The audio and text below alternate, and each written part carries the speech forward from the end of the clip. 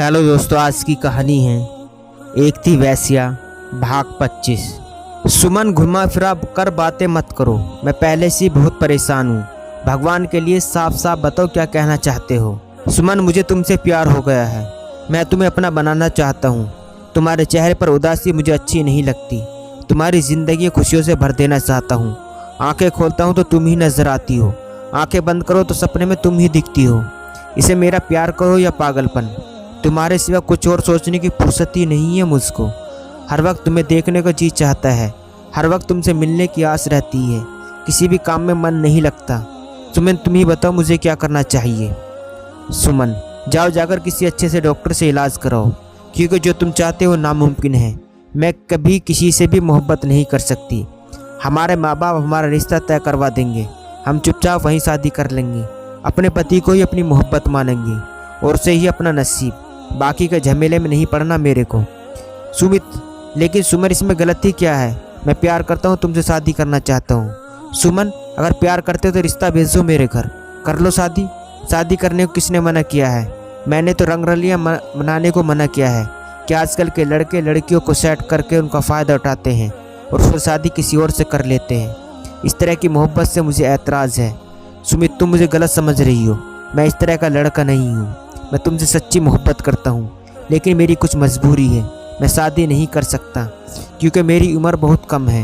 मेरे घर वाले शादी के लिए नहीं मानेंगे। सुमन हंसते हुए, या खूब कही तुमने, शादी कर नहीं सकते क्योंकि उम्र कम है और प्यार मोहब्बत तो बखूबी करते हो। मैंने तुम्हें अपना फैसला सुना दिया है, अगर इसके बावजूद भी तुम मेरी मदद करना चाहते हो तो कर सकते हो, नहीं तो कोई जोर ज़बरदस्ती नहीं है। अपनी बहन को मैं अकेला ढूंढ लूँगी, धन्यवाद, अब मैं चलती हूँ। सुमन वहाँ से चली जाती है। सुमित खड़ा हुआ सोचता रहता है कि यार इस लड़की को कैसे फंसाऊँ। यह तो मोहब्बत के जाल में फंसने के लिए बिल्कुल भी तैयार नहीं है। मुझे ज़रूर कुछ न कुछ करना होगा, तभी तो इसे इस अंजाम तक पहुँचा पाऊँगा। इधर शीश महल में कुसुम और अंजलि ने शकीला बाई का भरोसा जीत लिया था। शकीला बाई उन दोनों की तरफ से बेफिक्र थी। उन्हें पता था कि कल से वे लड़कियाँ धंधे करने के लिए तैयार हो जाएंगी। शाम का समय था, शकीला बाई अपने कमरे में आराम फरमा रही थी। तभी उनके पास कुसुम आती है और उसके पांव दबाने लगती है। शकीला बाई खुश होते हुए, शाबाश मेरी जान, दिल खुश कर दिया तूने, बहुत समझदार है तू तो इतनी जल्दी यहाँ के तौर तरीके समझ गई। तुझे वैसे एक बात कहूँ, मुझे भी किसी लड़की को मारना पीटना अच्छा नहीं लगता, वो तो मजबूरी में हमें ऐसा कदम उठाने पड़ते हैं।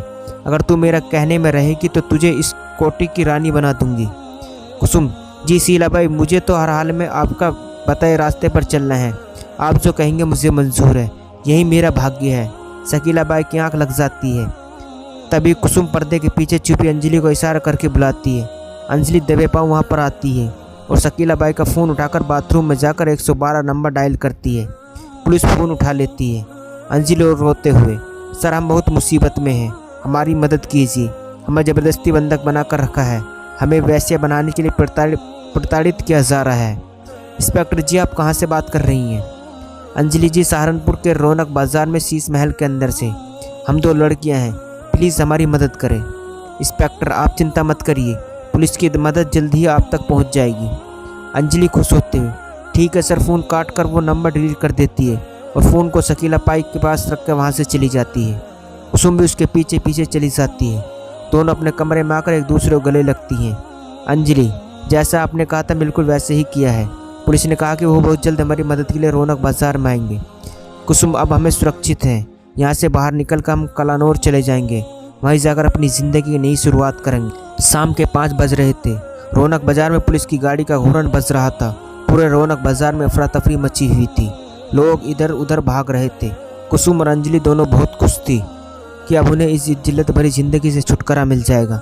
शीश महल में पुलिस ने दाखिल होती ही शकीला बाई इंस्पेक्टर के पास आकर कहती है, आइए हुजूर, कैसे आना हुआ, सब खैरियत तो है ना? इंस्पेक्टर, मुझे खबर मिले कि यहाँ 2 लड़कियाँ कैद हैं, उन्हें ज़बरदस्ती रखा हुआ है। शकीला बाई, नहीं जहाँपना, ऐसा कुछ भी नहीं है, यहाँ सभी लड़कियाँ अपनी मर्जी से आई हुई हैं, हमने किसी पर कोई ज़बरदस्ती नहीं की है।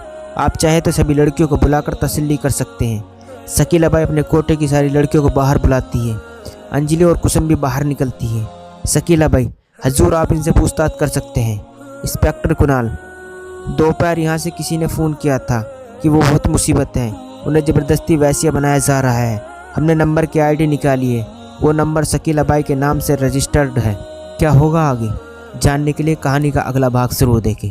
दोस्तों ये था एक थी वैश्या भाग 25। दोस्तों कहानी अच्छी लगी तो चैनल को सब्सक्राइब करना ना भूलें।